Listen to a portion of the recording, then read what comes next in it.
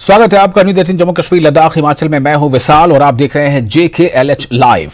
जम्मू कश्मीर की बेजमीन डोमिसाइल अफराद को 5 मरला जमीन दिए जाने से मुताल्लिक हुकूमत ने गाइडलाइन जारी कर दी है। प्रधानमंत्री आवास योजना ग्रामीण या आवास प्लस से मुस्तफीद होने वाले अफराद को यह फायदा हासिल होगा। इन्हें लीज की बुनियाद पर 5 मरला सरकारी जमीन मिलेगी।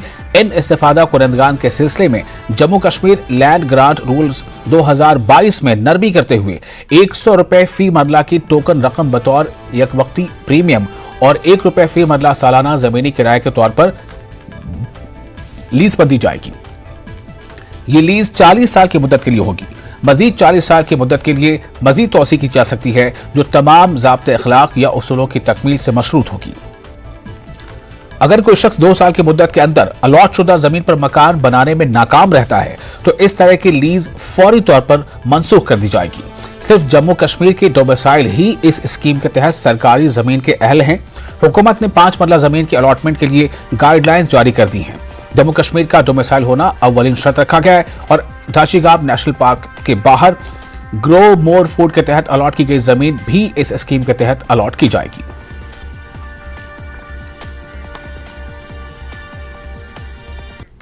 और इससे कबल कल ही जम्मू कश्मीर के LG मनोज सिन्हा ने इन लोगों को निशाना बनाया था जो इसकी मुखालफत कर रहे हैं कि गरीबों को जमीन दी जाए। इन्होंने कहा कि ऐसे लोगों को, गरीबों को जमीन और मकान फराहम करने पर तकलीफ आखिर क्यों हो रही है, जबकि उनके करीबी लोग सरकारी जमीन से फायदा उठा रहे हैं और उनकी हौसला अफजाई की जा रही है। LG ने कहा कि उनके मुताबिक ये सहूलत 5 अगस्त 2019 को खत्म हो गई है और जम्मू कश्मीर में इसे मजीद नाफिज नहीं किया जाएगा।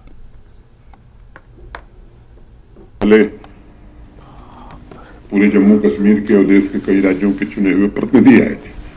गुड गवर्नेंस पर एक 2 दिवसीय वर्कशॉप हुई थी।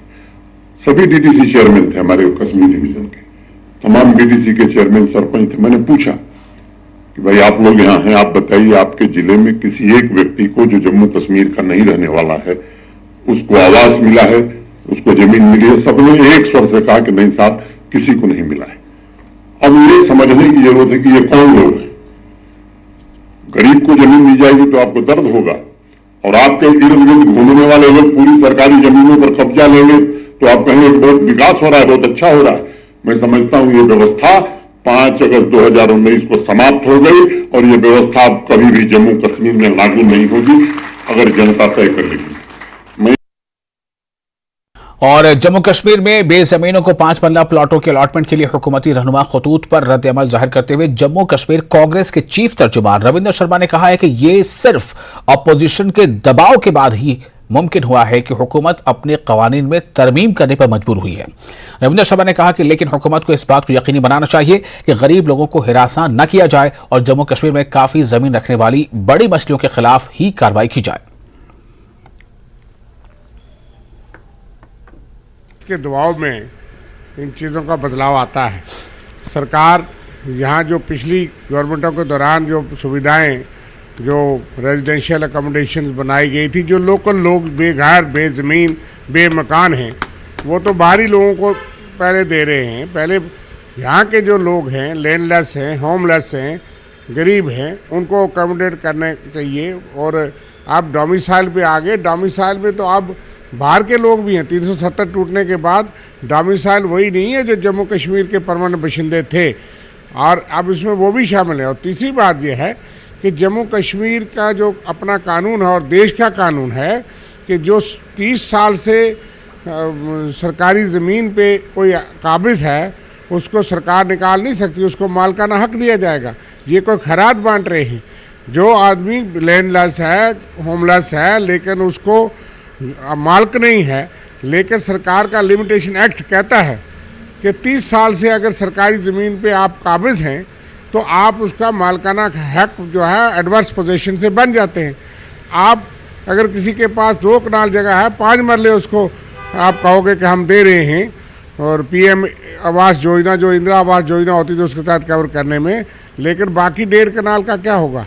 बाकी अगर उसके पास 1 कनाल कहीं दूर दराज गांव में गरीब आदमी कोई काबिज है, अपनी रोजी रोटी खाता था। जम्मू कश्मीर में यही एक जायदाद थी कि दूर गांव में भी पहाड़ों पे जो लोग थे इसीलिए खुशहाल थे कि यहाँ सड़कों पे नहीं सोते। जम्मू कश्मीर में लोग बाहर के कई राज्यों की तरह कि उनके पास अपनी ज़मीन का कोई ना कोई टुकड़ा था।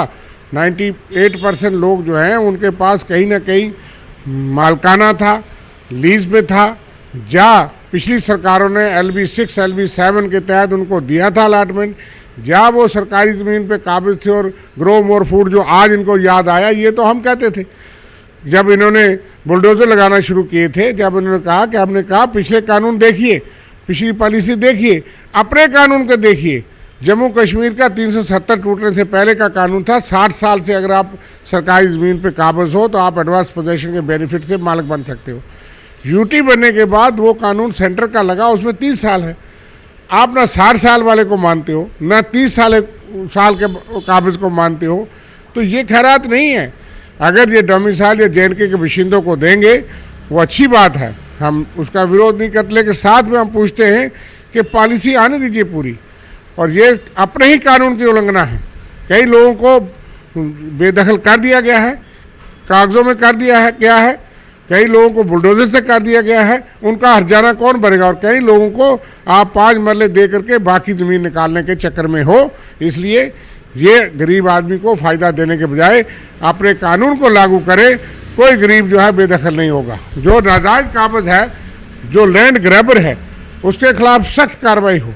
उसके हक में बिल्कुल हम नहीं है। जो बड़े बड़े मगरमच्छ है लेकिन उनके खिलाफ कार्रवाई नहीं हो रही, वो कार्रवाई इसीलिए रुकी क्योंकि उसमें बड़े बड़े सरकार के चाहने वाले लोग भी हैं।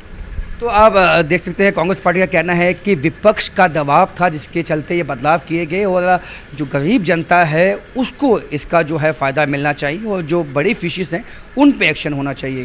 कैमरामैन नारायण दत्त के साथ राजन वैद, न्यूज़ 18 जम्मू। और जम्मू कश्मीर बीजेपी के सीनियर नायब सदर शाह